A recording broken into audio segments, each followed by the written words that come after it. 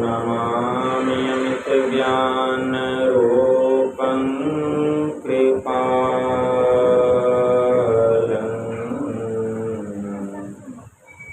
अगमबोध्यदाता सुबुद्धिनिधि विशालम् क्षमाशीलयति धीरगम्भीरज्ञानम्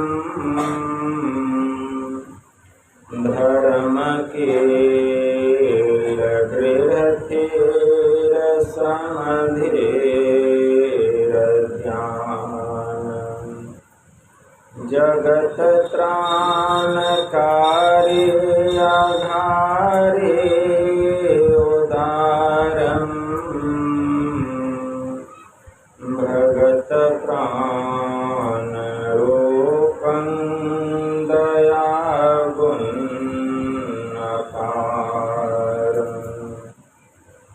नमो सद्गुरुमज्ञानदाता सुस्वामी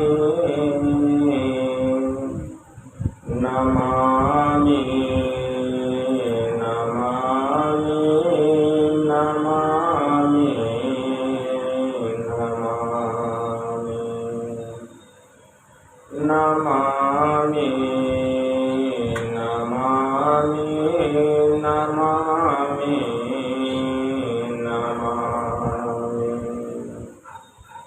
महाराज सद्गुरु है राजन को राजा है जिनकी कृपा से सर्व ताजा भने में ही सोई परम गुरु नमामि नमामि नमामि नमामि नमामि नमामि नमामि नमामि। श्री सद्गुरु महाराज की जय। अव्यक्त रूप में परमाराध्य संत सद्गुरु महाराज के पावन कमल चरणों में बारंबार नमन।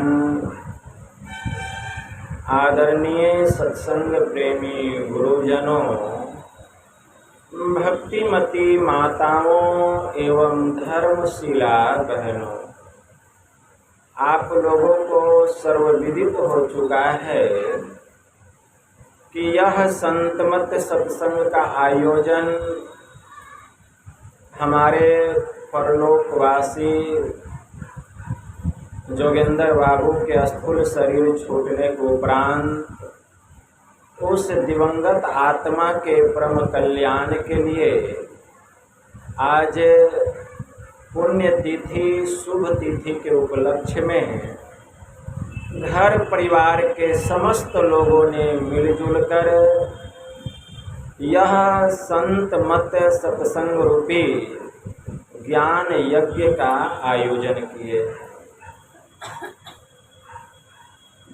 यह जीवात्मा के परम कल्याण का बड़ा ही सुंदर और शुभ संयोग बतलाया गया।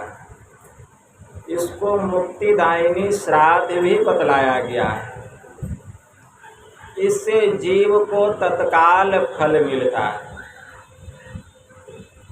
गोस्वामी जी ने मानस में लिखा है, सोनी आचरज करई जनि कोई, असत संगति महिमा नहीं गोई। कि यह सुनकर कोई आश्चर्य न करें, क्योंकि सत्संग की महिमा गोई नहीं है, अर्थात छुपी हुई नहीं है। वाल्मीकि नारद घट जोनी, निज निज मुखनी कहई निज होनी। वाल्मीकि कौन थे? डाकू थे, रत्नाकर, बड़े खूंखार डाकू। देवर्षि नारद दासी के पुत्र थे और अगस्त ऋषि की उत्पत्ति नीच स्थान से हुई, लेकिन सत्संग के प्रभाव से ये तीनों ब्रह्म ऋषि कहलाए। भगवान श्री राम ने कहा, बड़े भाग पाइए सत्संगा, बिनु प्रयास होहि भवभंगा। कि बड़े भाग्य से जीव के जीवन में यह सत्संग मिलता है, और यह सत्संग बिना प्रयास के ही, बिना परिश्रम के ही जीव को संसार के दुखों से छुटकारा दिलाने वाला एकमात्र कारण है। इसीलिए गोस्वामी जी ने लिखा विनय पत्रिका में, देहि सत्संग निज अंग, भवभंग कारण शरण शोकहारी। कि हे प्रभु, अगर आप मुझे कुछ देना चाहते हैं तो मेरे जीवन में एकमात्र सत्संग दीजिए, जो कि आपका निज अंग है। जो जीव सत्संग में चला आता है, उस जीव के ऊपर हरि का रंग चढ़ जाता है, विषय का सब रंग उतर जाता है। भवभंग, यह सत्संग जीव को संसार के दुखों से छुटकारा दिलाने वाला एकमात्र कारण है। इसीलिए मुझे केवल सत्संग चाहिए। और यही बात जब भगवान श्री राम माता सबरी की कुटिया में पधारे हैं, तो माता सबरी को भगवान श्री राम 9 प्रकार की भक्ति का उपदेश किए, और उसी को नवधा भक्ति कहा गया। नवधा भक्ति मतलब 9 प्रकार की भक्ति। और 9 प्रकार की भक्ति का उपदेश कौन कर रहे हैं? प्रभु श्री राम कर रहे हैं, अपने मुखार विंद से कर रहे हैं। अगर हम इस तरह का काम करते हैं तो हम भगवान श्री राम के आदेश और उपदेश को अपने जीवन में उतार रहे हैं। और अगर नहीं करते हैं तो मन ग्रंथ भक्ति करने से काम चलने वाला नहीं है। और आज इस संसार में लोग मन ग्रंथ भक्ति, देखा देखी भक्ति कर रहे हैं, और देखा देखी भक्ति का कबहू न चरसी रंग। देखा देखी भक्ति का रंग नहीं चढ़ता है, इसलिए देखा देखी भक्ति करने से काम चलने वाला नहीं है। भक्ति कैसी होनी चाहिए? जैसा कि भगवान श्री राम बतला रहे हैं, 9 प्रकार की भक्ति। प्रथम भगति संतन कर संगा। भगवान श्री राम ने कहा कि मेरी पहली भक्ति है संतों का संग करो। भगवान श्री राम का आदेश क्या है? पहली भक्ति संतों का संग करो। श्री जवाल दर्शनोपनिषद में एक बड़ा अच्छा मंत्र आया है, ज्ञान शौचम परित्यज्य बाह्ये यो रमते नरः स मूढ़ कांचनम त्यक्त्वा लोष्ठम गृह्णाति सुब्रत। कि जो बाहरी शौच में लगा रहता है, ज्ञान शौच को छोड़कर, जो ज्ञान शौच को छोड़कर बाहरी शौच में पड़ा रहता है, लगा रहता है, वह मूर्ख, वह मूढ़ सोने को छोड़कर मिट्टी का ढेला हाथ में लेता है। तो ज्ञान शौच किसको कहा गया? यह जो सत्संग में आप लोग बैठे हैं और जो सत्संग सुन रहे हैं, इसी को ज्ञान शौच कहा गया। इसी को ज्ञान शौच कहा गया। बिनु सत्संगत ज्ञान न उपजे, करले जतन हजार रे। ब्रह्मानंद खोज गुरुपुरा, तब उतरो भवजल पार। तो यह सत्संग ज्ञान शौच है। अज्ञान शौच को छोड़कर जो बाहरी शौच में पड़ा रहता है, बाहरी शौच मतलब रूप में, रस में, गंध में, स्पर्श में और शब्द में, पंच विषयों में जो जीव पड़ा रहता है, डूबा रहता है, चाहे वह नर हो, नारी हो, नपुंसक हो, कोई भी हो, अगर वह ज्ञान शौच को छोड़कर बाहरी शौच में पड़ा रहता है तो वह मूढ़ है। वह सोने को छोड़ देता है और मिट्टी का ढेला हाथ में लेता है। यह सत्संग, इसको ज्ञान शौच कहा गया।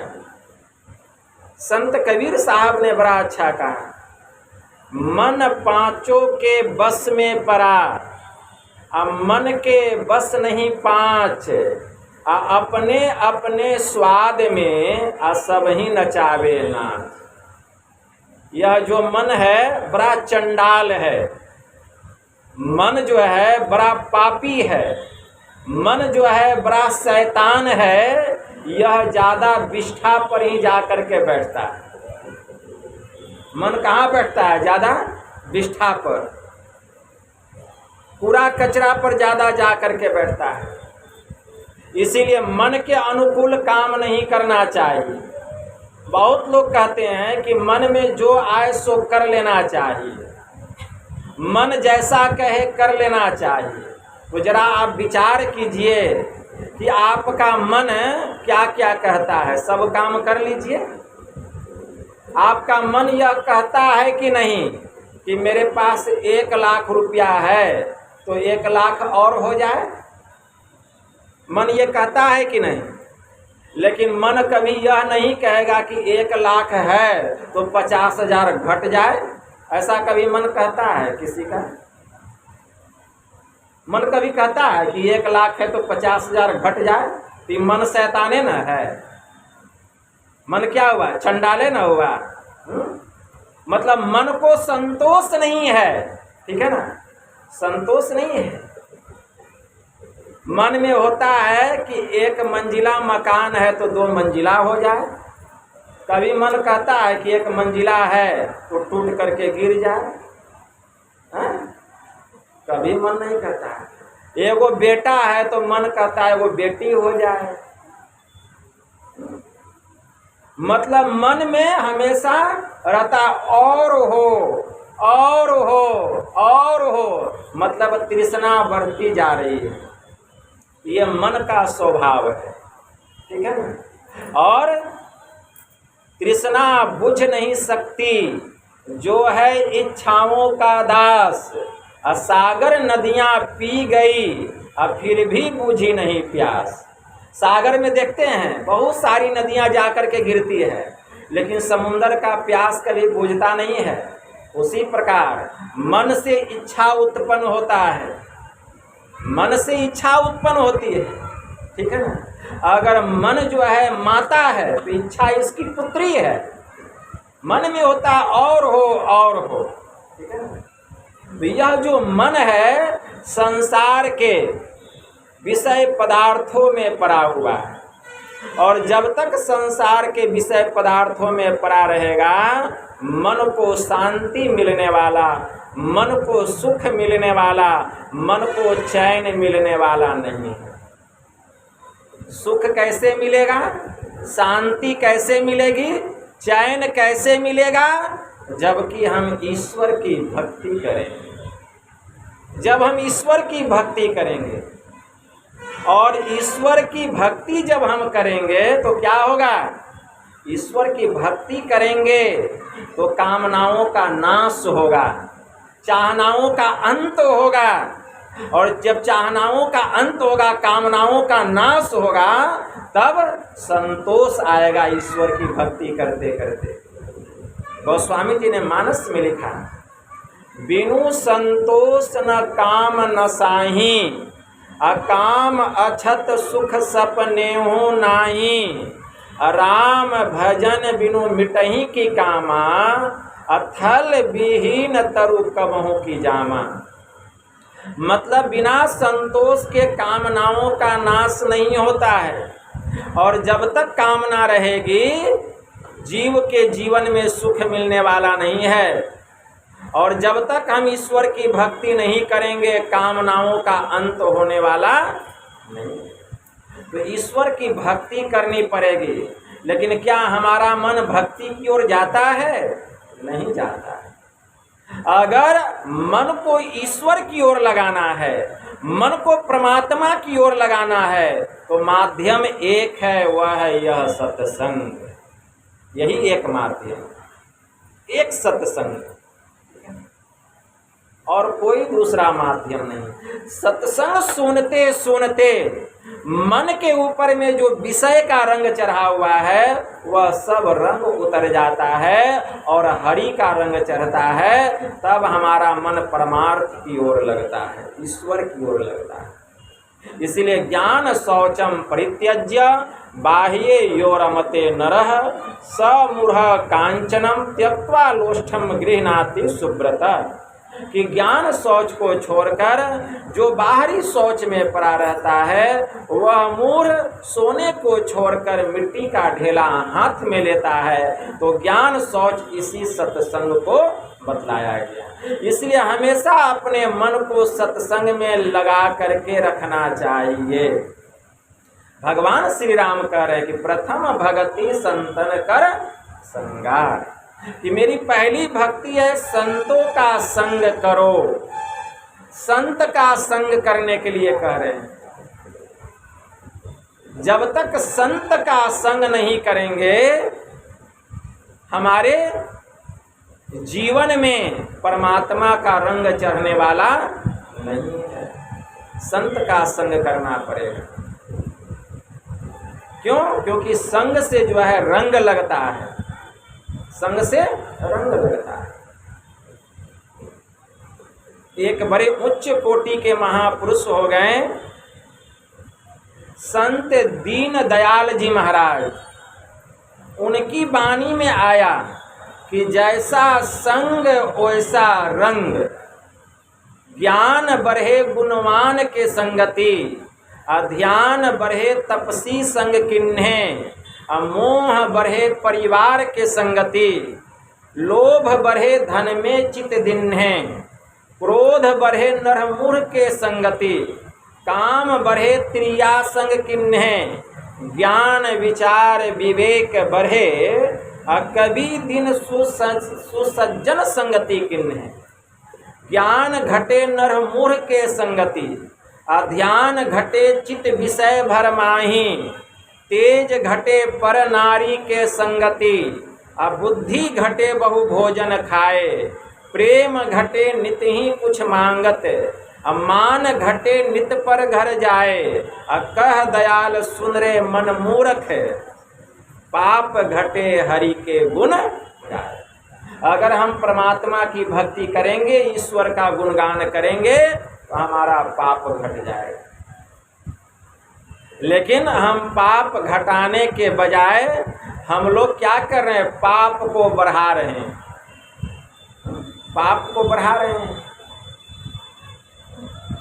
इसलिए पाप को घटाना है, इसके लिए क्या करना पड़ेगा? ईश्वर का ध्यान भजन करना पड़ेगा।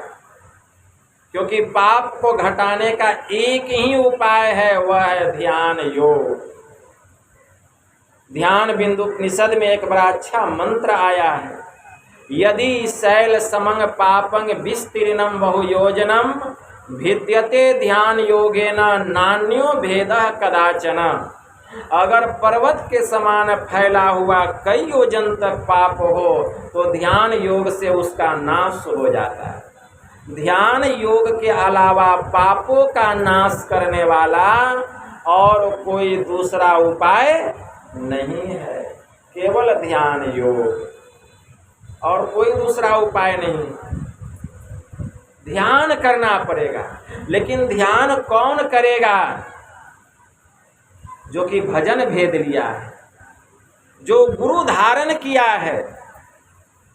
बहुत लोग तो गुरु भी धारण नहीं किए हैं, कहते हैं गुरु करने से क्या होगा।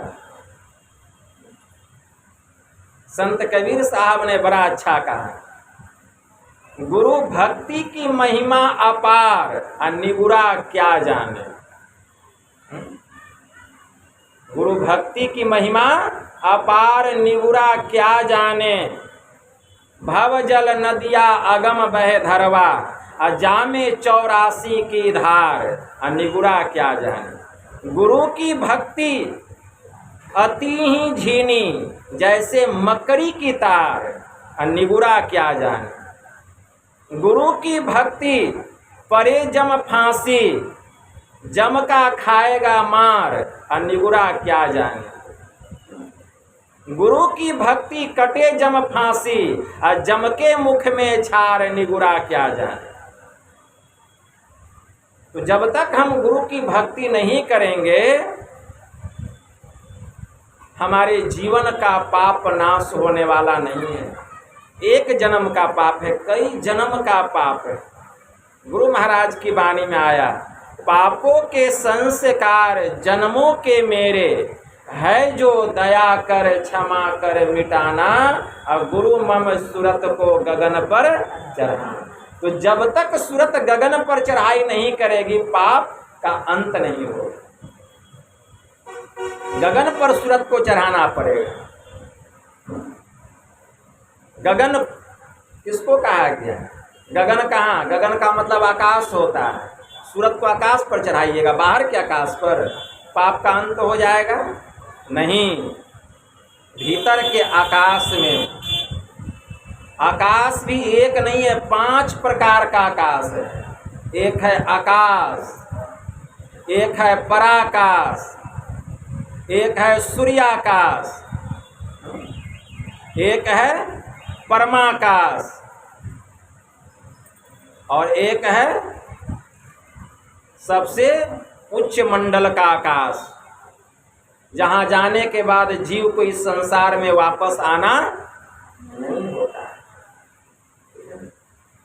तो पहले जो आकाश है, मतलब अंधकार के समान, जो आंख बंद करने पर सामने में अंधकार दिखाई देता है, इस आकाश में पहले मन को लगाइए। जो अंधकार है, आंख बंद करने पर जो अंधकार दिखाई देता है, इस अंधकार में मन को लगाइए। इस अंधकार में मन नहीं ठहर रहा है, पापों का नाश कैसे होगा? यह जो अंधकार है, यही पाप है। जब तक आपके अंदर में तम है, आप जम के घर में हैं। जब तक भीतर में तम है, अंधकार है, आप जम के घर में हैं। जिस दिन यह तम हट जाएगा, अंधकार हट जाएगा, आप जम के बंधन से निकल जाएंगे, जम के राज्य से बाहर निकल जाएंगे। लेकिन इससे छूटना बहुत कठिन है। गुरु महाराज की वाणी में आया, गुरु महाराज क्या कह रहे हैं? यह जो अंधकार है, यह क्या है? काया दुर्ग और दुखद बंदी खाना और जले अग्नि या में दुख की। गुरु महाराज की वाणी में आया कि काया दुर्ग, काया का मतलब होता है शरीर, और यह दुर्ग का मतलब होता है किला। अब बंदी खाना, इसी किले में हम लोग आज से नहीं, जन्म जन्मांतर से, जन्म जन्मांतर से। और जब तक इस किले में रहेंगे, हम लोग दुख के अग्नि में जलते रहेंगे, जीवन में कभी सुख मिलने वाला नहीं है। गुरु खोलिए वज्र कपाट, अंधेरी सन्मुख। यही है वह वज्र कपाट, यही है वह अंधकार। हम लोग गुरु महाराज से प्रार्थना करते, गुरु महाराज इसको हटाइए। तो जब तक आप प्रयास नहीं करेंगे, गुरु की कृपा कैसे होगी? गुरु की कृपा हो रही है लेकिन आप प्रयास नहीं कर रहे हैं, इसलिए अभ्यास करना पड़ेगा। अभ्यासी बनिए, इस मन को वहाँ लगाना पड़ेगा। लेकिन मन लगता नहीं है, क्यों? मैंने पहले कहा कि यह मन बड़ा शैतान है, बड़ा जालिम है। बाजीगर का बांदरा यह मन ऐसा जान, जीती लई तो खेल है नातर गाहक जान।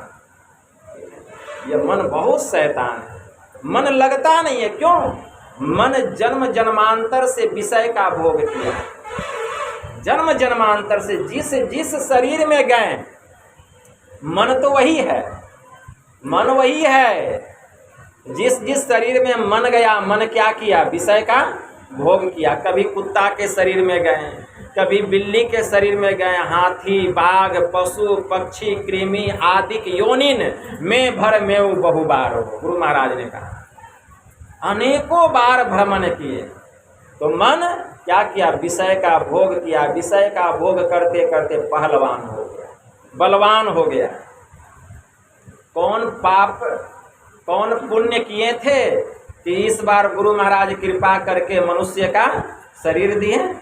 रामचरितमानस में भगवान श्री राम ने कहा कबहू की करी करुणा नर देहि, आ देते ईस बिनु हेतु स्नेह। आकारण स्नेह करने वाले परमात्मा दया करके हम लोगों को मनुष्य का शरीर दिए कि जाओ इस बार तुम मेरी भक्ति करना। लेकिन भक्ति कहाँ कर रहे हैं? भजन भेद ले लिए हैं, लेकिन मन नहीं लगता है ध्यान सत्संग में। क्यों? कहते बाबा मन नहीं लगता। मन कैसे लग जाएगा? इस बार मनुष्य का शरीर मिल गया। कितना हम जब से यह संसार है तब से हम इस संसार में हैं और कई योनियों में गए, लेकिन विषय का भोग किए। तो विषय भोग करने का लत पड़ गया है किसको? मन को। अब मिल गया मनुष्य का शरीर ईश्वर की कृपा से। मनुष्य का शरीर दो तरह से मिलता है, याद रखिए। मनुष्य का शरीर जीव को दो तरह से मिलता है, एक ईश्वर की कृपा से और दूसरा पूर्व जन्म के संस्कार से। मनुष्य का शरीर जीव को दो तरह से, तीसरा कोई कारण नहीं है मनुष्य शरीर मिलने का। दो ही कारण है मनुष्य शरीर मिलने का। एक तो ईश्वर दया करके देते हैं, जैसे एक पिता का 5 पुत्र है, अब कोई पुत्र बहुत गिरा हुआ है, दुख में है, तो पिता होते हैं, उनको दया आ जाती है तो उसको दुख से निकाल लेते हैं और सुख में भेज देते हैं। तो वही हम लोग गिरे होंगे, कई योनियों में भटक रहे होंगे, परमात्मा को दया आई और उन्होंने दया करके मनुष्य का शरीर दिया। तो एक कारण मनुष्य शरीर मिलने का ईश्वर की कृपा, और दूसरा कारण मनुष्य शरीर मिलने का पूर्व जन्म का संस्कार। हम भक्ति कर रहे होंगे, भक्ति हमारी पूरी नहीं हुई होगी, तो क्या हुआ? यह मनुष्य का शरीर मिला। क्योंकि मनुष्य के शरीर में ही हम भक्ति कर सकते हैं और कोई दूसरा शरीर में भक्ति नहीं कर सकते। ठीक है ना? भगवान महायोगेश्वर श्री कृष्ण ने कहा अर्जुन से कि हे अर्जुन, नेहा भी कर्मणा शोषति प्रत्यावायो न ब्लीयते, स्वल्पम अप्यस्य धर्मस्य त्रायते महतो भयात्। हे अर्जुन, नेहा भी कर्मणा शोषति प्रत्यावायो न, कहते हैं कि यह जो भक्ति का बीज है, इस बीज का नाश नहीं होता है। भक्ति के बीज का नाश नेहा भी कर्मणा शोषति, मेरे इस भक्ति के बीज का नाश नहीं होता है। प्रत्यावायो न विद्यते, और न ही इसका उल्टा परिणाम होता है। इसका थोड़ा सा भी अभ्यास जीव को महाभय से बचा लेता है। महाभय मतलब जीव को मनुष्य शरीर के अलावा और किसी अन्य योनि में नहीं जाने देता है। तो यही जो भक्ति का संस्कार है, पूर्व जन्म का संस्कार होगा। हमारी भक्ति पूरी नहीं हुई तो फिर हमको यह मनुष्य का शरीर मिला, क्योंकि और योनि वह भक्ति करने में समर्थवान नहीं है, केवल मनुष्य का शरीर। तो यह मनुष्य का शरीर दो ही कारण से मिलता है, एक ईश्वर की कृपा से और दूसरा पूर्व जन्म के संस्कार से। तो हम लोगों को यह मनुष्य का शरीर मिला है। तो मनुष्य का शरीर किस लिए मिला है? ईश्वर की भक्ति करके मुक्ति को पाने के लिए। लेकिन हम भक्ति नहीं कर रहे हैं, क्यों? मन नहीं लगता है। मन क्यों नहीं लगता है? क्योंकि मन जो है विषय भोग किया जीवन भर, जिस शरीर में गया। इस बार मनुष्य का शरीर मिला लेकिन मन नहीं लगता, मन विषय की ओर दौड़ लगाता है। तो संत महापुरुष कहते हैं कि मन को समेट समेट करके बार बार लगाइए, मन लगेगा, मन लगेगा, बार बार लगाइए, मन लगेगा। और जब मन लग जाएगा तब फिर यह जो आपको कठिन लग रहा है भक्ति, यह भक्ति आपके लिए सरल हो जाएगा, आसान हो जाएगा। भगवान महायोगेश्वर श्री कृष्ण से अर्जुन ने यही प्रश्न किया कि हे प्रभु, चंचलम में ही मनः कृष्णा परमाथि बल्लव ढिरम तस्याहम निग्रहम मन्ये। भगवान महायोगेश्वर श्री कृष्ण से अर्जुन कह रहे हैं कि हे प्रभु, यह मन बड़ा ही बलवान है, प्रभु बड़ा ही दुष्कर यह मन है, यह मनुष्य को मथ डालता है, मनुष्य को मथ डालता है। प्रभु, जैसे हवा को मुट्ठी में कैद करना बड़ा ही कठिन है, वैसे ही इस मन को बस में करना बड़ा ही दुष्कर है। अर्जुन ने भगवान महायोगेश्वर श्री कृष्ण से कहा कि चंचलम ही मनः कृष्णा परमाथि बल्लव ढिरम तस्याहम निग्रहम मन्ये वायोरी दुष्करम। कि हे प्रभु, यह मन बड़ा चंचल है, यह मनुष्य को मठ डालता है। जैसे हवा को मुट्ठी में कैद करना बड़ा कठिन है, वैसे इस मन को बस में करना बड़ा दुष्कर है। तो भगवान ने अर्जुन को क्या जवाब दिए? भगवान अर्जुन से कहते हैं कि हे अर्जुन, असंशयम महाबाहो मनो दुर्निग्रहम चलम अभ्यासेन तु कौन्तेय वैराग्येन च गृह्यते।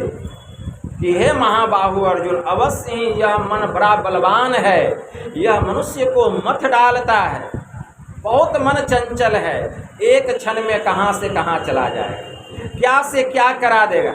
जो काम जीवन में नहीं किए हैं, आप ध्यान करने के लिए बैठिए, वही काम हो रहा है। जहाँ कभी आप नहीं गए हैं, मन वहाँ चला जाएगा क्षण भर।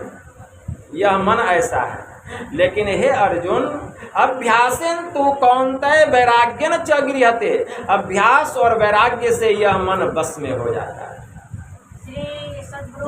भगवान ने कहा कि अभ्यास और वैराग्य से मन बस में होता है। मन को बस में करने का एक ही उपाय है, अभ्यास और वैराग्य। तो हम किसका अभ्यास करें कि हमारे मन में वैराग्य उत्पन्न हो जाए? अभी हमारे मन में राग है, वैराग्य नहीं है, ठीक है ना? मन में राग है, और जब मन में राग उत्पन्न होता है तो रंग बिरंग का भोजन, रंग बिरंग का घूमना फिरना, खाना पीना, पहनना ओढ़ना, शादी है, विवाह है, पार्टी है, इधर उधर ऐश मौज करना, ये क्या है? जब हमारा मन चंचल रहता है, ठीक है ना, जब हमारे मन में राग उत्पन्न होता है, तब ये सब भाव मन में आता है, ठीक है ना। महोपनिषद में एक बड़ा अच्छा मंत्र आया है। महोपनिषद में मंत्र आया, भारो विवेकिनः शास्त्रम भारो ज्ञानम च रागिनः अशांतस्य मनोभारो अभारो अनात्मविदो वपुः। अविवेकी के लिए शास्त्र भार है, रागी के लिए ज्ञान भार है, अशांत मनुष्य के लिए मन भार है, जो आत्मज्ञानी नहीं है उसके लिए यह शरीर भार है। अविवेकी के लिए शास्त्र भार है, जो पढ़ना लिखना नहीं जानता उसके सामने शास्त्र रख दीजिए, सोचेगा कब उठ करके हम भाग जाएं। रागी के लिए ज्ञान भार है, भारो विवेकिनः शास्त्रम भारो ज्ञानम च रागिनः। रागी के लिए ज्ञान भार है, जो संसार के विषय भोग में प्रपंचों में डूबा हुआ है, और उसको खूब ज्ञान का उपदेश कीजिए, खूब सत्संग सुनाइए, भागवत सुनाइए, पुराण सुनाइए, उसको सुनने का मन करेगा, उसको भार लगेगा, सोचेगा कब उठ करके हम चले जाएं। तो रागी के लिए ज्ञान भार है। ठीक है, स्वामी रामकृष्ण परमहंस ने बड़ा अच्छा कहा। स्वामी रामकृष्ण परमहंस ने कहा कि अगर सूखी हुई दिया सलाई की कांटी हो तो एक ही बार घसने से भग करके जल उठती है, लेकिन अगर दिया सलाई की कांटी भींगी हो तो घसते घसते कांटी टूट जाती है लेकिन जलती नहीं है।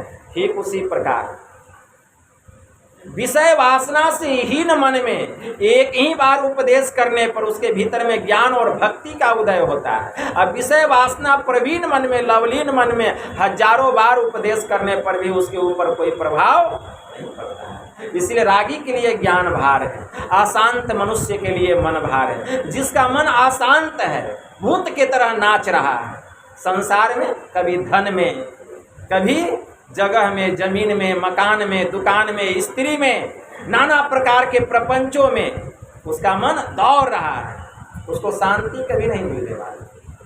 शांति नहीं है क्योंकि वह अशांत है, उसका मन भार है। और जो आत्मज्ञानी नहीं है उसको शरीर भार है। ठीक है ना, शरीर मनुष्य का मिल गया लेकिन आत्मा का ज्ञान नहीं हुआ।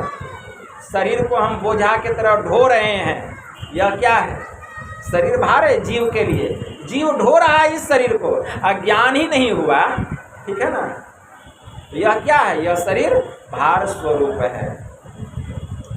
सुभाषितकार ने बड़ा अच्छा कहा, ये शाम न विद्या तपो न दानम ज्ञानम न शीलम गुणो न धर्मे ते मृत्यु लोके भुवि भार भूतम मृगा सचरंती। जिसके पास न यश है, न विद्या है, न तप है, न ज्ञान है, न धर्म है, न शील है, न गुण है, न विवेक है, वह इस संसार में मनुष्य के रूप में भार स्वरूप, वह बिना सींग और पूंछ का पशु के समान।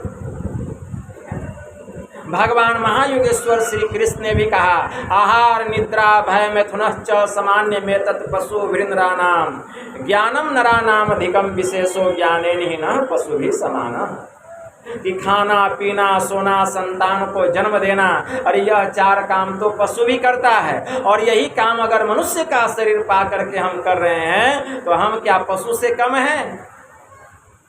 सूत्राम स्पष्ट प्रतीत होता है कि ज्ञानहीन जो मानव है वह पशु के समान है। ज्ञानम नरानाम अधिकम विशेषो ज्ञानेन ही न पशु भी समान।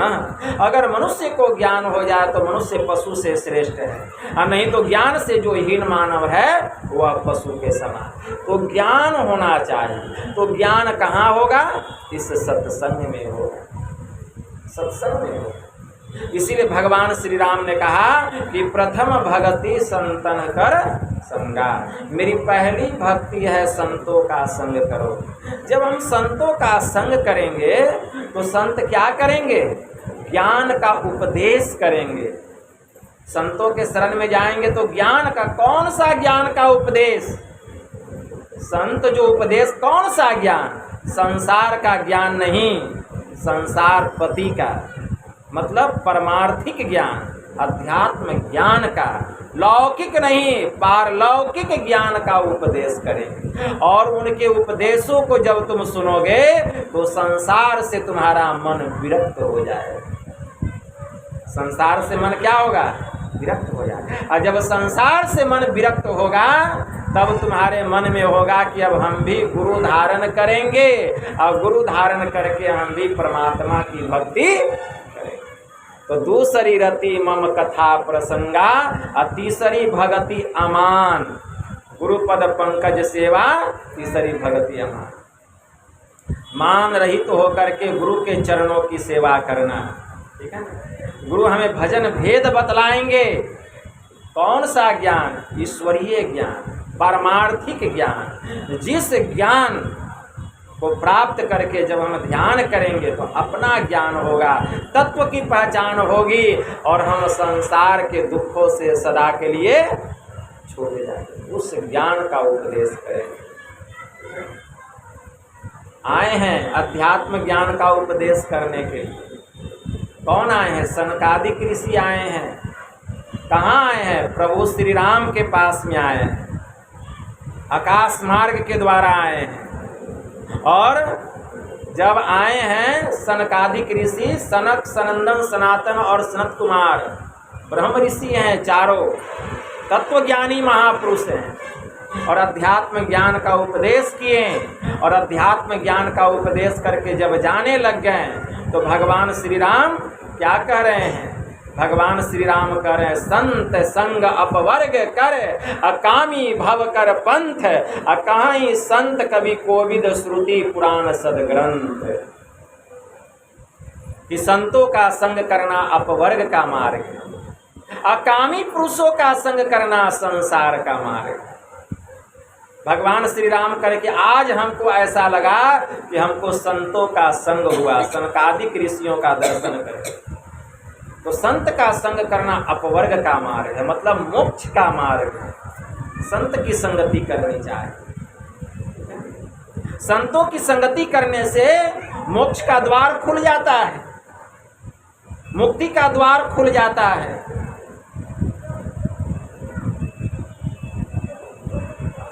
वृंदावन में बैठी हुई है कौन? भक्तिन आकर के, और ज्ञान और वैराग्य उसके दो पुत्र हैं, और भक्ति जो है वह रो रही है, विलाप कर रही है, और सैकड़ों महिलाएं उसके ऊपर में पंखा झल रही है। और भक्ति कहाँ बैठी हुई है? वृंदावन में बैठी हुई है, और सैकड़ों महिलाएं क्या कर रही है? पंखा झल रही है। लेकिन भक्ति क्या कर रही है? वह रो रही है। और ज्ञान और वैराग्य दोनों उसके पुत्र हैं, दोनों बूढ़े हो गए हैं और मूर्छित पड़े हुए हैं, बेहोश पड़े हुए हैं। दोनों पुत्रों को होश में लाने का प्रयास कर रही है भक्तिन, लेकिन दोनों पुत्र होश में नहीं आ रहे हैं। देवर्षि नारद बाबा आकाश मार्ग से नीचे उतरे वृंदावन की धरती पर, और जा रहे हैं। दूर से नजर पड़ गई, कोई सुंदर स्त्री है, ठीक है ना, कोई सुंदर स्त्री है, एकदम सुंदर, एकदम सुंदर, और सैकड़ों महिलाएं उसके ऊपर में पंखा झल रही है, सैकड़ों महिलाएं। और देखने में वह जो महिलाएं हैं, सैकड़ों महिलाएं, कोई अप्सरा से कम नहीं लग रही है। लेकिन यह क्या, दो वृद्ध जन उसके सामने पड़े हुए, उस सुंदरी के सामने जो दो वृद्ध जन पुरुष पड़े हुए हैं, और बार बार वह सुंदरी दोनों वृद्ध जनों को होश में लाने का प्रयास कर रही है, लेकिन दोनों होश में नहीं आ रहे हैं, दोनों होश में नहीं आ रहे, और वह रो रही है, विलाप कर रही है। देवर्षि नारद बाबा को रहा नहीं गया, उसके समीप जाते हैं और कहते हैं कि हे सुंदरी, पहले तुम बतलाओ कि तुम कौन हो, और ये सैकड़ों महिलाएं तुम्हारे माथे के ऊपर पंखा क्यों झल रही है, कौन है ये, और तुम रो क्यों रही हो, और ये दोनों वृद्ध जन कौन है जो तुम्हारे सामने पड़े हुए हैं, सोए हुए हैं, बेहोश पड़े हुए हैं, और तुम इनको होश में लाने का प्रयास कर रही हो, फिर भी होश में नहीं आ रहे हैं, और तुम इतनी रो रही हो, कौन हो? तो क्या कहती है वो सुंदरी कि हे महात्मन, मेरा नाम भक्ति है। क्या कहती है? मेरा नाम भक्ति है, और ये जो सैकड़ों महिलाएं जो देख रहे हैं मेरे माथे के ऊपर जो पंखा झल रही, ये कोई और नहीं है, ये स्वर्ग की अप्सराएं हैं, स्वर्ग की अप्सराएं हैं। और ये दो जो वृद्ध जन देख रहे हैं, ये दोनों वृद्ध जन मेरे पुत्र हैं।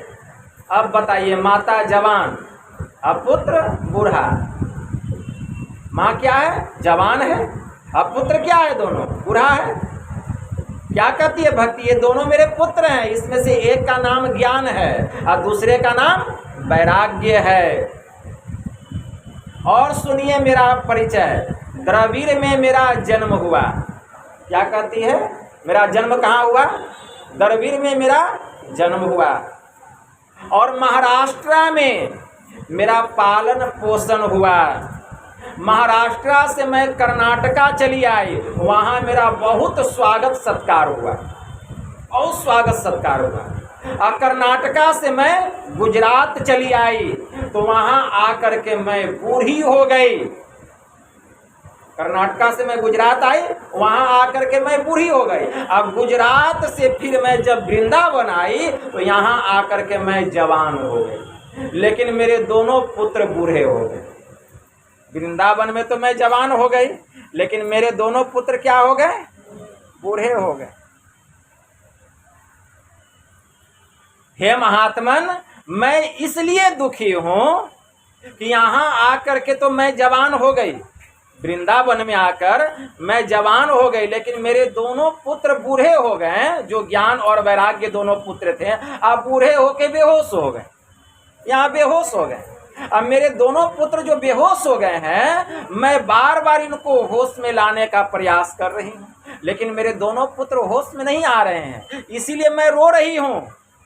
इसलिए हे महात्मन, आप कोई ऐसा उपाय बतलाइए, आप कोई ऐसा उपाय बतलाइए जिससे कि मेरे जो ये दोनों पुत्र हैं, जिसमें एक का नाम ज्ञान है और दूसरे का नाम वैराग्य है, मेरे दोनों पुत्र होश में आ जाएं और पहले के जैसा जवान हो जाएं। दोनों होश में आ जाए, पहले के जैसा जवान हो जाए, दोनों होश में आ जाए। यही मेरे दुख का कारण है। इसलिए आप कोई ऐसा उपाय कीजिए कि मेरे दोनों पुत्र जवान हो जाए, होश में आ जाए। तो देवर्षि नारद बाबा कहते अच्छा ठीक है, मैं कोई उपाय करता हूँ। अब देवर्षि नारद बाबा वहाँ से चले, ठीक है ना, वहाँ से चले। आप जाइएगा भागवत सुनने, पुराण सुनने, बस यहीं तक कथा बतलाया जाएगा। ये कथा आपको भागवत, इसके आगे नहीं बतलाया जाएगा, इसको खूब याद रखिए, ठीक है ना। इसके आगे की कथा सुनिए। देवर्षि नारद बाबा चले, बहुत से मठों में गए, वृंदावन में बहुत सारे मठ थे, बहुत मंदिरों में गए, बहुत सारे आश्रमों में गए। वहाँ देवर्षि नारद बाबा देखते हैं कि बहुत सारे मठ, मंदिर, आश्रम केवल नाम के हैं, लेकिन कोई काम के नहीं। बड़े बड़े वहाँ महंत बैठे हैं, बड़े बड़े पंडित बैठे हैं, बहुत बड़े बड़े साधु सन्यासी बैठे हैं, लेकिन कोई काम के नहीं। केवल सब धन को क्या कर रहे हैं, समेटने के लिए बैठे हैं।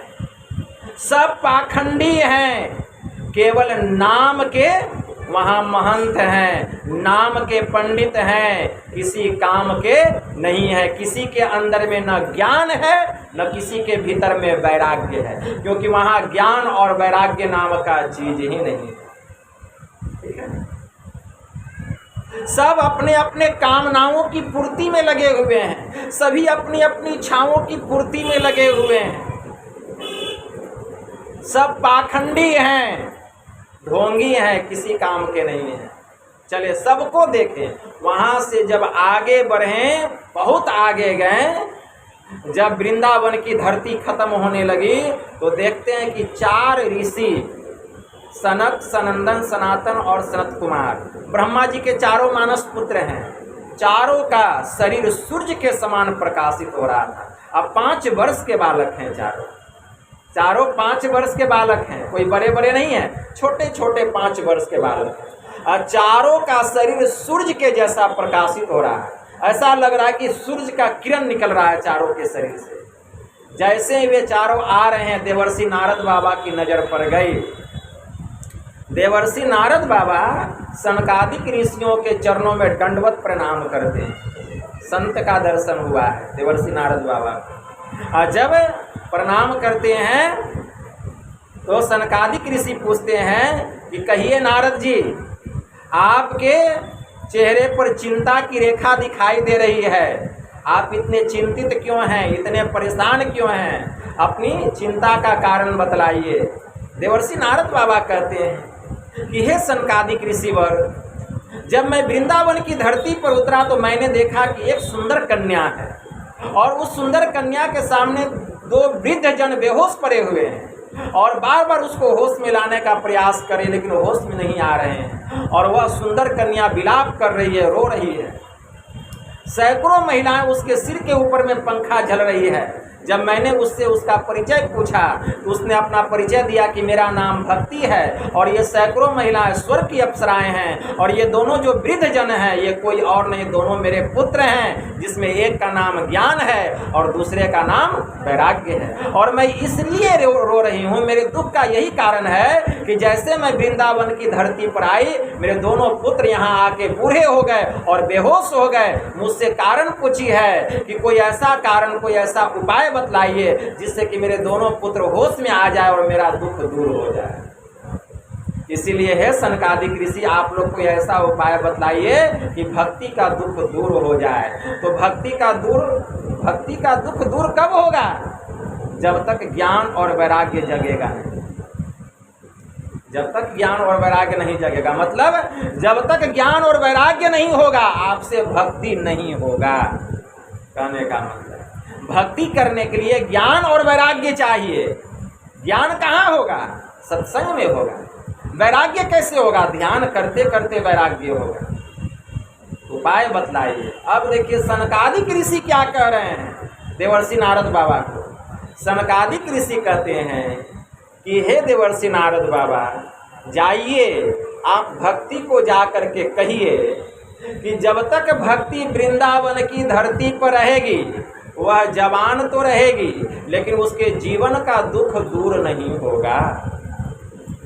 जब तक भक्ति वृंदावन की धरती पर रहेगी वह जवान रहेगी लेकिन उसका दुख दूर नहीं होगा, क्योंकि उसके दोनों पुत्र ज्ञान और वैराग्य जो है मृत दशा में रहेंगे। जब तक वह वृंदावन की धरती पर रहेगी ज्ञान और वैराग्य दोनों पुत्र मृत दशा में, बेहोश दशा में रहेंगे।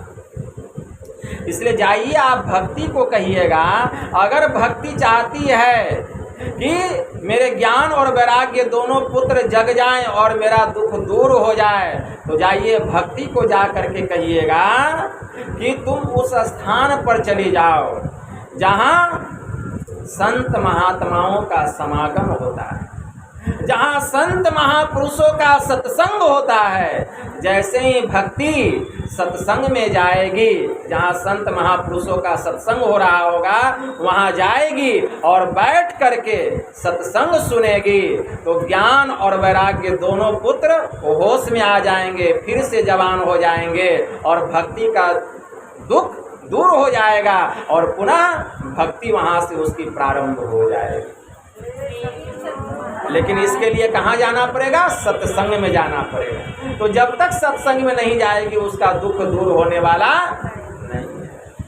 बस इतना ही सनकादिक ऋषि कहें और कुछ भी नहीं। देवर्षि नारद बाबा आते हैं, आ करके भक्ति को कहते हैं कि भक्ति अगर चाहती हो कि तुम्हारा दुख दूर हो जाए तो तुम अपने दोनों वृद्ध पुत्रों को लेकर सत्संग में जाओ जहाँ संत महापुरुषों का सत्संग होता है। भक्ति अपने दोनों पुत्रों को लेकर के जाती है सत्संग में जहाँ सत्संग हो रहा है। और जैसे सत्संग में गई, संतों का दर्शन हुआ, सत्संग सुनी, क्या हुआ? भक्ति का जो दोनों पुत्र था ज्ञान और वैराग्य वह जग गया और जो बूढ़ा था वह फिर से जवान हो गया। ज्ञान और वैराग्य क्या हुआ? जवान हो गया और भक्ति का दुख दूर हो गया। जब ज्ञान और वैराग्य जवान हो गया, होश में आ गया, तो मतलब क्या है? सत्संग सुनते सुनते ज्ञान और वैराग्य जगेगा और जब ज्ञान और वैराग्य जगेगा तब क्या होगा? भक्ति होगा। और जब भक्ति होगा तब क्या होगा? भक्ति करते करते क्या होगा? यह जीव जगेगा, यह जीव जगेगा। तो स्वामी जी ने लिखा, जानिए तब ही जीव जब जागा और जब सब विषय विलास विरागा, यही जग जामिनी जागही जोगी और परमार्थी प्रपंच वियोगी, मोह निशा सब सोव निहारा, देखिए स्वप्न अनेक प्रकारा। यह जीव जगेगा भक्ति करते करते। कब? जबकि यह जीव आज्ञा चक्र 10वें द्वार में प्रवेश करेगा, 3 अवस्थाओं को पार करके चौथी अवस्था में जाएगा। अवस्थाएं कितनी है? 5 है, याद रखिए। अवस्थाएं कितनी है? 5। कौन कौन? जागृत अवस्था, स्वप्न अवस्था, सुसुप्ति की अवस्था, ये 3 अवस्था। चौथी तुरीय अवस्था और 5वां तुरीयातीता अवस्था। यही 5 अवस्थाएं हैं, ठीक है ना। ये 5 अवस्थाएं किसकी है? जीव की है। 5 अवस्थाएं कौन कौन? जागृत, स्वप्न, सुषुप्ति, तुरीय और तुरीयातीत अवस्था। यही 5 अवस्था है। तो ये 5 अवस्था ध्यान से सुनिए। क्या हुआ जी? ये 5 अवस्था है। तो लेकिन जीव जो है जब तक 3 अवस्थाओं को पार करके चौथी अवस्था में नहीं जाएगा, जीव नहीं जगेगा। जीव नहीं जगेगा। अब इस जीव सोया हुआ है, जीव सोया हुआ है, और जब तक जीव सोया रहेगा यह जो मन है आपके अधीन नहीं होगा। आप मन के अधीन में रहेंगे। कोई कितना भी कह ले कि मन मेरे बस में है, मन उसके बस में नहीं है। 3 अवस्थाओं में जीव बराबर आता है जाता है, जागृत, स्वप्न और सुषुप्ति। ब्रह्मोपनिषद में मंत्र आया है, बड़ा अच्छा मंत्र है।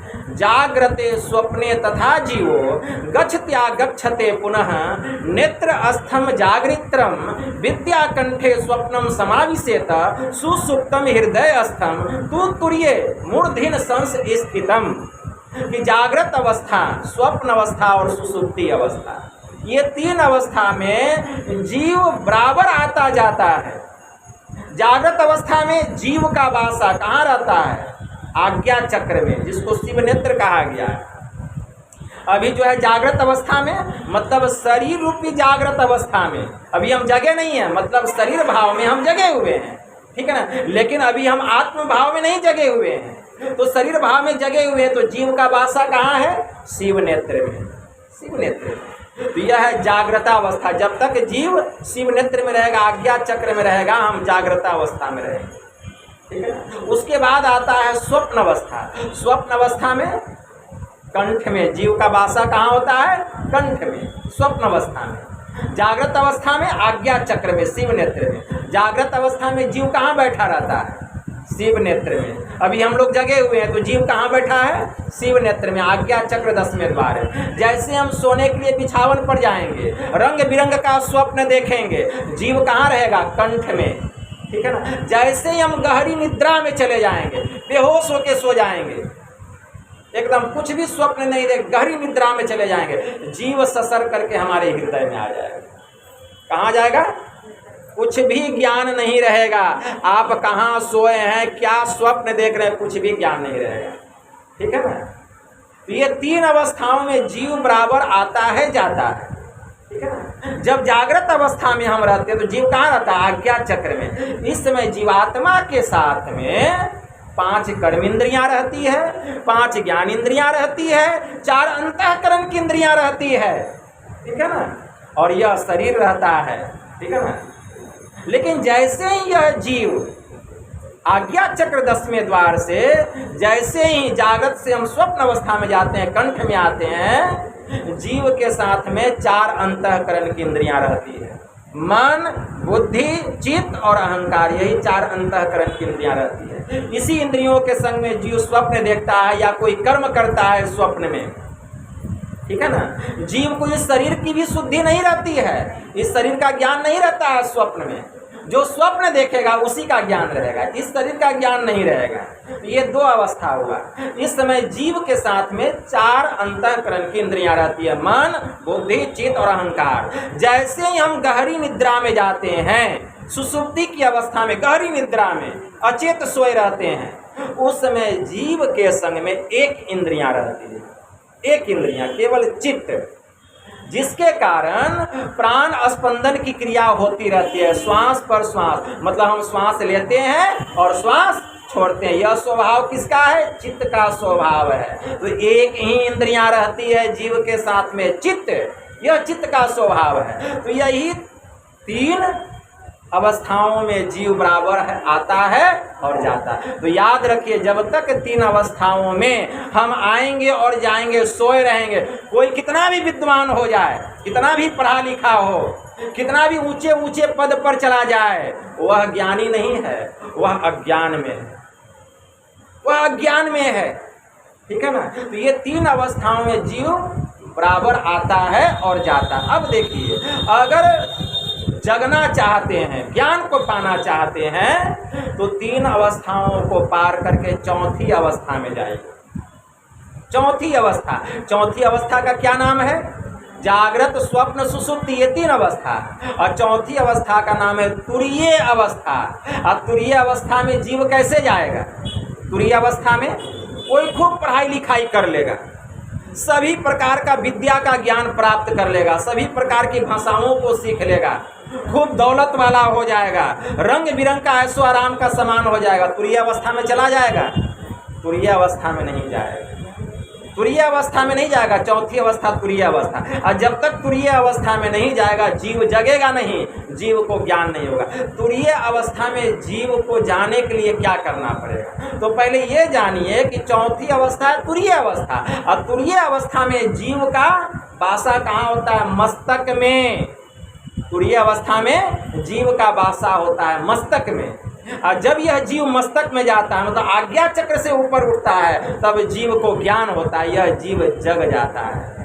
जानिए तब ही जीव जब जागा, और जब सब विषय विलास विरागा। और जब यह जीव तुरीय अवस्था में जाएगा, चौथी अवस्था में जाएगा, जीव को सभी प्रकार के विषयों से मन में वैराग्य हो जाएगा, जगेगा। लेकिन कैसे जाएगा? इसके लिए एक ही साधन है, कोई दूसरा साधन नहीं, एक ही साधन है। और उस साधन का नाम है दृष्टि योग। उस साधन का नाम क्या है? दृष्टि योग। और दृष्टि योग की कला सीखनी पड़ेगी किसी अच्छे गुरु से। दृष्टि की दोनों को धारों को एक करने की कला, दृष्टि योग मतलब दृष्टि की दोनों धारों को एक करना पड़ेगा। गुरु से भजन भेद लेना पड़ेगा, ब्रह्म ज्ञानी गुरु से। वे बतलाएंगे दृष्टि की दोनों धारों को एक कैसे करेंगे। और जब योगिक क्रिया के द्वारा दृष्टि की दोनों धारों को एक कर लेंगे, गुरु निर्दिष्ट स्थान पर मिला लेंगे, तब क्या होगा? तब क्या होगा? अंधकार का मंडल फटेगा। यह जो वज्र का पाठ है, यह जो अंधकार है, यह फटेगा जब दृष्टि की दोनों धार मिलेगी। कैसे मिलेगी? खूब पढ़ेंगे तो मिल जाएगा। बहुत लोग कहते हैं बाबा हम पढ़ेंगे कि ध्यान करेंगे। बहुत लोग बाबा पढ़ेंगे कि ध्यान करेंगे। पढ़ लिख कितनों लीजिएगा, लेकिन यह वज्र का पाठ नहीं खुलेगा। पढ़ लिख कितनों लेंगे, हम संसार का विद्या कितना भी अर्जन कर लेंगे, 3 अवस्थाओं को पार करके चौथी अवस्था में नहीं जाएंगे। लेकिन अगर इस साधन में लगे रहेंगे तो बिना पढ़े लिखे संसार का सब विद्या का ज्ञान हो जाएगा, सब विद्या का ज्ञान। क्यों? तुरीय अवस्था में जो प्रवेश करता है वह त्रिकुटी महल में जाता है। संत कबीर साहब कितना पढ़े लिखे थे? त्रिकुटी महल में विद्या सारा, घनहू गरजे बजे नगारा, लाल बरन सूरज उजियारा, छत्र कमल दल मंझार शब्द ओमकारा है। जो वहाँ चला जाएगा, अगर इस अभ्यास में कोई लग जाएगा और जो वहाँ चला जाएगा, सब विद्या का ज्ञाता हो जाएगा। देह अस्था सर्व विद्याच, देह अस्था सर्व देवता, देह अस्था सर्व तीर्थानी, गुरु वाक्य लभ्यते। विद्या क्या? शरीर के भीतर जितना देवी देवता है सब उसको हाथ जोड़ के प्रणाम करेगा, उसके चरणों में झुका हुआ रहेगा, जो तुरीय अवस्था में चला जाएगा 3 अवस्थाओं को पार करके। ठीक है ना? संसार की विद्या जो है उसके लिए अविद्या बन जाएगी। अरे विद्या तो तुरीय अवस्था से शुरू होता है, अध्यात्म ज्ञान की विद्या यहाँ से प्रारंभ होती है। इसीलिए कहा गया संसार की विद्या का जहाँ अंत होता है, अध्यात्म ज्ञान वहाँ से शुरू होता है, यहीं से शुरू होता है अध्यात्म ज्ञान। तो जब दृष्टि की दोनों धारों को एक करेंगे, अच्छे गुरु से ज्ञान लेके योगिक क्रिया के द्वारा, जब दृष्टि की दोनों धार मिलेगी, अंधकार का मंडल फटेगा। अंधकार का मंडल फटेगा तब जीव आज्ञा चक्र से ऊपर उठेगा।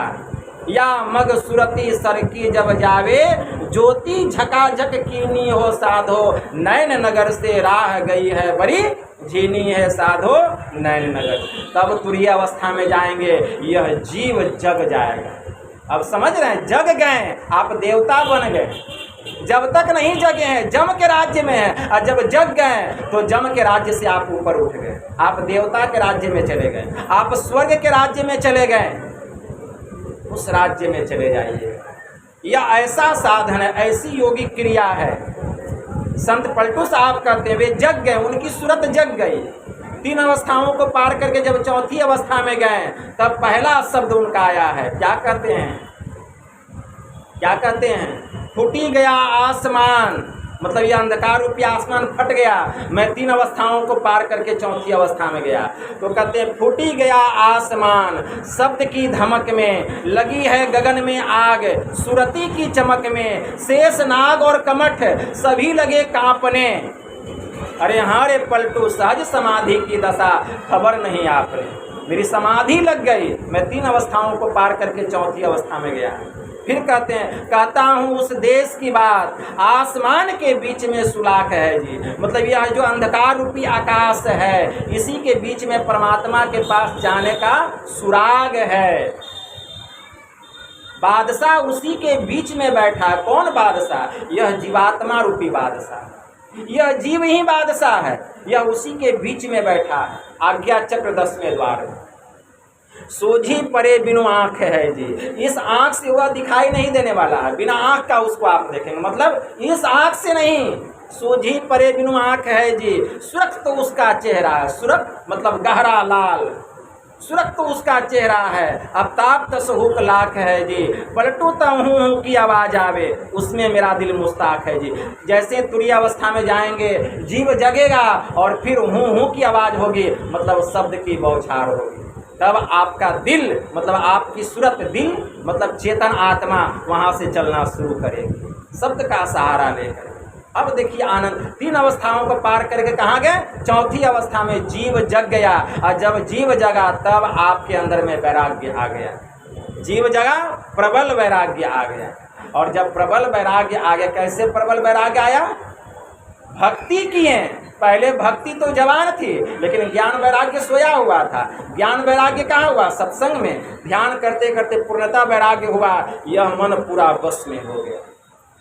अब मन के बस में हम नहीं है, मेरे बस में मन है, जहाँ हम मन को लेकर के जाएंगे वहीं जाएगा। लेकिन हम कहाँ जा रहे हैं? मन के संग में, कहाँ? प्रभु के पास जा रहे हैं, लेकिन मन की वहाँ तक पहुँच नहीं है। मन का एक स्थान है, वहाँ जाएगा, मन वहीं रुक जाएगा, और मन के खोल से सूरत निकल जाएगा, मन के खोल से सूरत निकल जाएगा। अभी सूरत मतलब हम, मतलब दिल, मतलब आत्मा मन के साथ में जा रही है। तुरीय अवस्था में प्रवेश किए, प्रवेश करते करते कहाँ गई? त्रिकुटी महल में, जहाँ जाने पर सभी विद्या के हम ज्ञाता हो गए, विद्वान हो गए, कुछ पढ़ने लिखने की जरूरत नहीं है।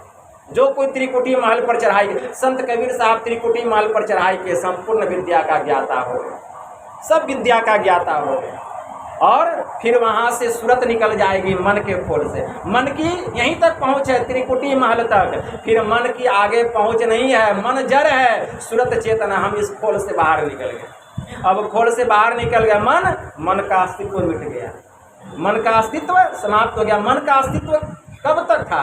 जब तक कि चेतन उसके संग में था। अभी मन के संग में हम चेतन आत्मा हैं, तो मन का अस्तित्व है, लेकिन यह जीव मन के बस में पड़ा हुआ है, मन के बस में। मैं अरु मोर तोड़ते माया अजही बस किन्ह जीव निकाया, क्योंकि माया के कारण यह जीवात्मा जो है मन के अधीन में है, और अब हम माया के पर्दे से ऊपर उठ रहे हैं, तो यह मन जो है अब मेरे बस में ही नहीं हुआ, बल्कि मन के खोल से भी हम निकल गए। ठीक है, तो माया मुई न मन मुआ, अब मरी मरी गया शरीर, आशा तृष्णा न मिटी, कह गए दास कबीर। लेकिन साधना करते करते माया भी मर गया, अब मन भी मर गया, तो फिर आशा तृष्णा कहाँ से रहेगी? आशा तृष्णा तो मन से उत्पन्न होता है। जब मन ही मर गया तो आशा किसकी? तृष्णा कैसी? चाह गई चिंता मिटी, मनमा बेपरवाह, जाको कछु न चाहिए सो है सांसा। तब हम जाएंगे त्रिकुटी महल को पार करके, अब सीधे प्रभु के पास शब्द साधना करते करते। और तब तुरीय अवस्था कहाँ तक है? तुरीय अवस्था का चोटी कहाँ तक है जानते हैं? तुरीय अवस्था का चोटी है केवल्य मंडल। केवल्य मंडल जो है तुरीय अवस्था का शिखर बताया। जैसे हिमालय पर्वत का चोटी देखे हैं, उसी प्रकार तुरीय अवस्था का शिखर बतलाया गया। तुरीय अवस्था का शिखर केवल्य मंडल, यह जो केवल्य मंडल में प्रवेश करता है वह तुरीय अवस्था के शिखर पर जाके बैठ जाता है। देवी देवताओं की भी पहुँच वहाँ तक नहीं है, नीचे सब दुर्गा माँ, काली माँ, सरस्वती माँ, ब्रह्मा भगवान, विष्णु भगवान, शंकर भगवान, सब नीचे, जो तुरीय अवस्था के शिखर पर जाकर के बैठ गया। और जो उस शिखर पर जाकर के बैठता है वही उस ब्रह्म ध्वनि को सुनता है। परमात्मा के शब्द को, सार शब्द को, सतनाम को सुनता है। और जो सतनाम को सुनता है वह तुरीय अवस्था के शिखर से उठता है और तुरीयातीता पद में जाके परमात्मा के परम पद में जाकर के समा जाता है। जीव ब्रह्म मिलके एक हो जाता है। ये पांचवी अवस्था है, तुरीयातीता अवस्था। पांचवी अवस्था तुरीयातीता अवस्था, चौथी अवस्था तुरीय अवस्था, अब पांचवी अवस्था तुरीयातीता अवस्था। अब विचार कीजिए, तुरीयातीता अवस्था जाने दीजिए, कोई तुरीय अवस्था में भी कितना भी संसार का विद्या प्राप्त कर ले, खूब धनवान हो जाए, रूपवान, गुणवान, चतुर्वान हो जाए, तुरीय अवस्था में पहुंच सकता है? कोई नहीं पहुंच सकता। इसके लिए बस एक ही साधन है, ध्यान योग। ध्यान योग करना पड़ेगा, यही साधन। इसलिए यह मनुष्य का शरीर मिला है यही काम करने के लिए। यह मनुष्य का शरीर मिला है, यह साधन जो करेंगे, नर करेगा नारायण के समान हो जाएगा, और नारी करेगी तो नारायणी हो जाएगी। ठीक है ना? तो यह काम कीजिए, यह काम कीजिएगा, सब कुछ मिलेगा, बैठे बैठे मिलेगा। जो चाहिएगा, मन में जो सोचिएगा वही हो जाएगा। तुरीय अवस्था में जाइए, केवल सोचने की देरी है, पूरा होने में देर नहीं लगेगी। सब रिद्धि सिद्धि लक्ष्मी सरस्वती सब आपकी दासी बन करके सामने में खड़ी रहेगी कि क्या आदेश है, जल्दी बतलाइए। इसीलिए इस साधन को कीजिए।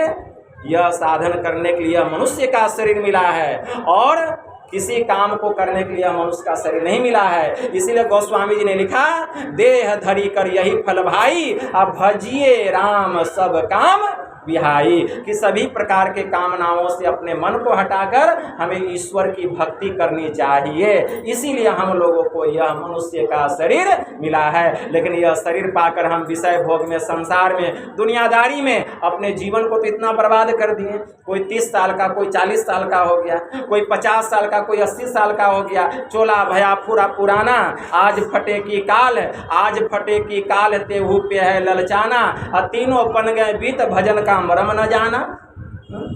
नख सिख भय सफेद तेहू पे नाही चेते, जोरी जोरी धन धरे गला और अनकारेते, अब का करियो यार जब काल ने किया तगादा, चले न एको जोर आए जब पहुंचा बादा, पलटू तेहू पे लेते है माया मोह जंजाल, चोला भया पुराना आज फटे की काल। दुनिया छोड़ के चले जाएंगे, अब फिर कुत्ता के शरीर में जाना पड़ेगा, बिल्ली के शरीर में जाना। भक्ति कर रहे हैं भजन भेद लेके, तो चलिए ईश्वर की कृपा होगी, हम फिर मनुष्य के शरीर में जाएंगे। लेकिन ईश्वर की भक्ति कर रहे हैं, गुरु से दीक्षा ले लिए, लेकिन अगर हमारा कर्म अच्छा नहीं है, हम भक्ति भी कर रहे हैं, बुरा कर्म भी कर रहे हैं, ठीक है ना? तो जैसे हम पाप कर रहे हैं, जिस अंग से जो पाप कर, मनुष्य का शरीर मिलेगा, लेकिन अंधा बन के जन्म लेंगे, लूल्हा बन के जन्म लेंगे, बहरा बन के जन्म। अगर आंख से पाप किए हैं, मनुष्य का शरीर मिल गया है, ईश्वर की भक्ति कर रहे हैं, भजन भेद भी लिए हैं, मनुष्य का शरीर मिलेगा। आंख से पाप किए हैं, अंधा बन के जन्म लेंगे, मनुष्य का शरीर रहेगा। कान से पाप किए हैं, किसी की निंदा शिकायत सुन रहे हैं, बहरा बन के जन्म लेंगे, मनुष्य का शरीर मिलेगा। कहे ना कि जो भजन भेद लेके ध्यान भजन करेंगे, मनुष्य का शरीर मिलेगा। लेकिन जैसा कर्म किए हैं उसी के अनुकूल मनुष्य शरीर में उस अंग से आपको दिक्कत होगी, परेशानी होगी। इसलिए मनुष्य शरीर पा करके शुभ शुभ कर्मों को करना चाहिए। तब फिर अगर भक्ति पूरी नहीं हुई है, फिर मनुष्य का शरीर मिलेगा, और जहाँ से हमारी भक्ति छूटी हुई है वहाँ से हम भक्ति करके एक दिन मुक्ति को प्राप्त कर लेंगे। यही थोड़ा सा आप लोगों की सेवा में कहा। बोलिए प्रेम से श्री सद्गुरु महाराज की जय।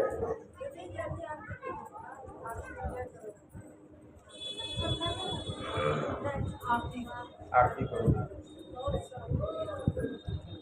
ज़्यादा समय हो गया क्या?